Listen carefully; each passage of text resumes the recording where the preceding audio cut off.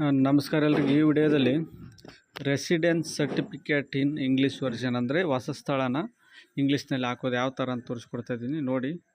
New request ಅಂತ click ಮಾಡಬೇಕು. ಅದರಲ್ಲಿ ಕೆಳಗಡೆ ರೆಸಿಡೆನ್ಸ್ ಸರ್ಟಿಫಿಕೇಟ್ ಅಂತ ಇರುತ್ತೆ. ರೆಸಿಡೆನ್ಸ್ ಸರ್ಟಿಫಿಕೇಟ್ ಮೇಲೆ ಕ್ಲಿಕ್ ಮಾಡಬೇಕು. ನೆಕ್ಸ್ಟ್ ಪ್ರೊಸೀಡ್ ಅಂತ ಕೊಡಬೇಕು. ಕೊಟ್ಟ ಮೇಲೆ ನೋಡಿ, ನಿಮಗೆ ಇಮೇಜ್ ಈ ವಿಡಿಯೋ ಕ್ಲಿಯರಾಗಿ ಕಾಣ್ತಾ ಇಲ್ಲ ಅಂದರೆ ನಾವೇನು ಹೇಳ್ತೀವಿ ಅದಕ್ಕೆ ಕರೆಕ್ಟ್ ನೋಡಿಕೊಂಡು ನೀವು ಆಪ್ಷನ್ ಹುಡುಕಿ ಆಡಬೇಕು. ನಿಮ್ಮ ಇದರಲ್ಲಿ ನೋಡಿ, ಓಪನ್ ಆದಮೇಲೆ do you have ration card? No. ಇವ್ರು ರೇಷನ್ ಕಾರ್ಡ್ ಎಲ್ಲ ಇದ್ದರೆ ಎಸ್ ಅಂತ ಹಾಕಿ, ಇಲ್ಲಾಂದರೆ ಇಲ್ಲ ಅಂತ ಹಾಕಿ. ಯಾವ್ದು name as per Aadhaar, name as per Aadhaar ಹಾಕಬೇಕು. ಅಂದರೆ ಆಧಾರ್ ಕಾರ್ಡ್ನಲ್ಲಿ ಯಾವ ಥರ ಹೆಸರಿದೆಯೋ ಅದೇ ಥರ ಹೆಸರು ಹಾಕಿ ಆಧಾರ್ ಕಾರ್ಡ್ ನಂಬರ್ ಹಾಕಬೇಕು. ಬಾಕ್ಸ್ ಟರ್ಮ್ಸ್ ಕಂಡೀಷನ್ ಮೇಲೆ ಕ್ಲಿಕ್ ಮಾಡಿ ಸಬ್ಮಿಟ್ ಕೊಡಬೇಕು.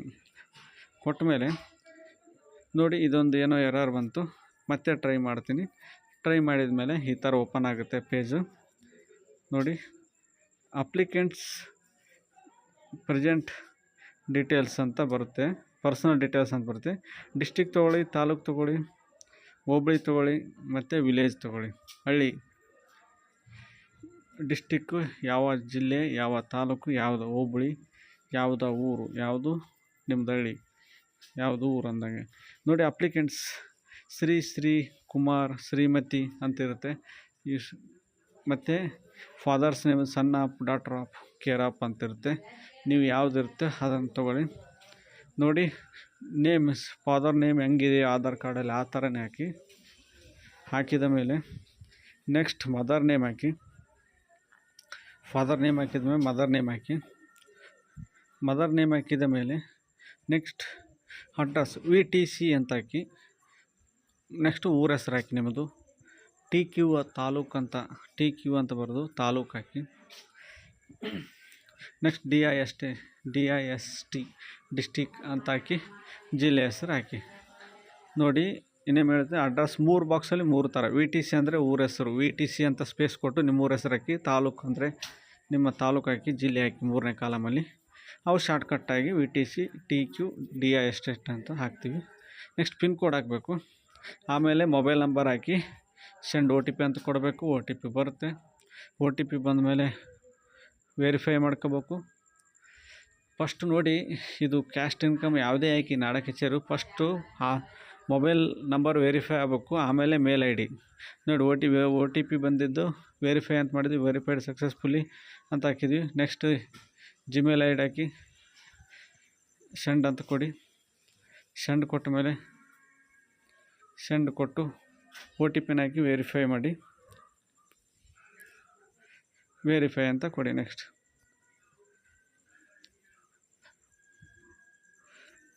ನೋಡಿ, ಭಾಳ ಸಿಂಪಲ್ಲಾಗಿದೆ. ವೆರಿಫೈ ಕೊಟ್ಟ ಮೇಲೆ do you want to push your certificate to digital card? Yes ಅಂತ ಕೊಡಿ. Mode of delivery in person ಅಂತ ಕೊಡಿ. ಯಾಕಂದರೆ ಪೋಸ್ಟ್ ಅಂತ ಕೊಟ್ಟರೆ ಡಬಲ್ ಕಟ್ ಆಗುತ್ತೆ ಅಮೌಂಟು. ಇನ್ ಪರ್ಸನ್ ಅಂತ ಕೊಡಬೇಕು ಕಂಪಲ್ಸರಿ.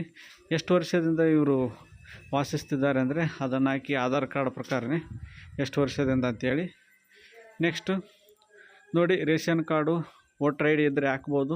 ಕಂಪಲ್ಸರಿ ಇರೋದು ID ಪ್ರೂಫು, ಅಡ್ರೆಸ್ ಪ್ರೂಫು. ಇವು ಎರಡಕ್ಕೆ ಆಧಾರ್ ಕಾರ್ಡ್ ಹಾಕಿದರೆ ಸಾಕು.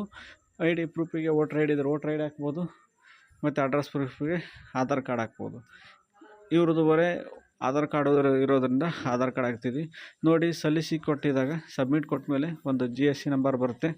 ಇದನ್ನು ಇಟ್ಕೊಂಡು ಸೈನ್ ಮಾಡಬೇಕು. ಪ್ರೊಸೀಡ್ ಟು ಸೈನ್ ಅಂತ ಕೊಡಬೇಕು.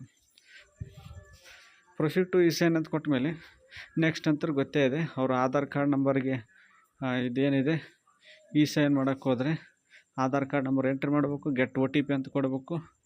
ಒಂದು OTP ಬರುತ್ತೆ. OTP ಬಂದಮೇಲೆ ಅದು ಸಬ್ಮಿಟ್ ಆಗುತ್ತೆ. ಸಬ್ಮಿಟ್ ಆದಮೇಲೆ ಪೇಮೆಂಟ್ ಮಾಡೋದು. ಕರ್ನಾಟಕ ಒನ್ ಪೋರ್ಟಲ್ ಮುಖಾಂತರ ನಾವು ಇದು ಮಾಡಬೇಕಾಗತ್ತೆ ಪೇಮೆಂಟ್. ಗ್ರಾಮೋನ್ನಲ್ಲಿ ನಾಡ ಕಚೇರಿ ಹಂಗೇನಿಲ್ಲ. ಅವರು ಫೋನ್ಪೇ, SBI, ಇ-ಪೇ ಅಂತ ಇರುತ್ತೆ, ಅದನ್ನು ಕೂಡ ಮಾಡ್ಬೋದು. ನೆಟ್ ಬ್ಯಾಂಕಿಂಗ್ ಯೂಸ್ ಮಾಡ್ಬೋದು ಅವರು. ನಾವು ಕರ್ನಾಟಕ ಒನ್ ಮುಖಾಂತರ ಪೇಮೆಂಟ್ ಮಾಡ್ತೀವಿ. ಭಾಳ ಸಿಂಪಲ್ಲಾಗಿದೆ ನೋಡಿ. ಸಬ್ಮಿಟ್ OTP ಬಂದಮೇಲೆ ಗೆಟ್ OTP ಅಂತ ಕೊಟ್ಟ ಮೇಲೆ ಅವ್ರಿಗೆ OTP ಹೋಗುತ್ತೆ. ಬಂದಿರೋ OTP ಹಾಕಿ ಸಬ್ಮಿಟ್ ಕೊಡಬೇಕು. ನೋಡಿ ಸಬ್ಮಿಟ್ ಮಾಡ್ತಾಯಿದ್ದೀವಿ. ನೆಕ್ಸ್ಟ್ ಪ್ರೊಸೀಡ್ ಟು ಪೇಮೆಂಟ್ ನೋಡಿ, ಟರ್ಮ್ಸ್ ಕಂಡೀಷನ್ ಓಕೆ ಮಾಡಿ, ಸೇವಾ ಸಿಂಧು ವ್ಯಾಲೆಟ್ ಅಂತ ಕ್ಲಿಕ್ ಮಾಡಿ. ಇದು ಗ್ರಾಮ್1ನಲ್ಲಿ ಮಾತ್ರ, ಇಲ್ಲಾಂದರೆ ನೀವು ಫೋನ್ಪೇ ಹೇಳಿದಾಗೆ ಫೋನ್ಪೇ, ಇಂಟರ್ನೆಟ್ ಬ್ಯಾಂಕಿಂಗು, SBI ಇದ್ದರೆ ನಡೀತದೆ.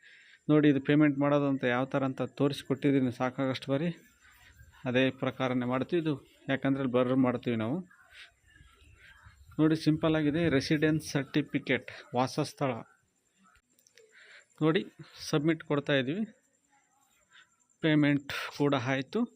ಒಂದು ಸಕ್ಸಸ್ ಅಂತ ಬರುತ್ತೆ, ಪ್ರೊಸೀಡ್ ಅಂತ ಕೊಡಿ, ಡೌನ್ಲೋಡ್. ಇದು ರಿಸಿಪ್ಟ್ ತೊಗೋಬೇಕು, ಒಂದು ಪ್ರಿಂಟ್ ಇಟ್ಕೋಬೇಕು ಪ್ರೂಫ್ಗೆ. ಆಟೋಮೆಟಿಕ್ ಇದು ಅಪ್ರೂವ್ ಆದ ಮೇಲೆ ಪ್ರಿಂಟ್ ಬರುತ್ತೆ. Thanks for watching. ಎಲ್ರಿಗೂ ವಿಡಿಯೋನ ಶೇರ್ ಮಾಡಿ. Thank you so much.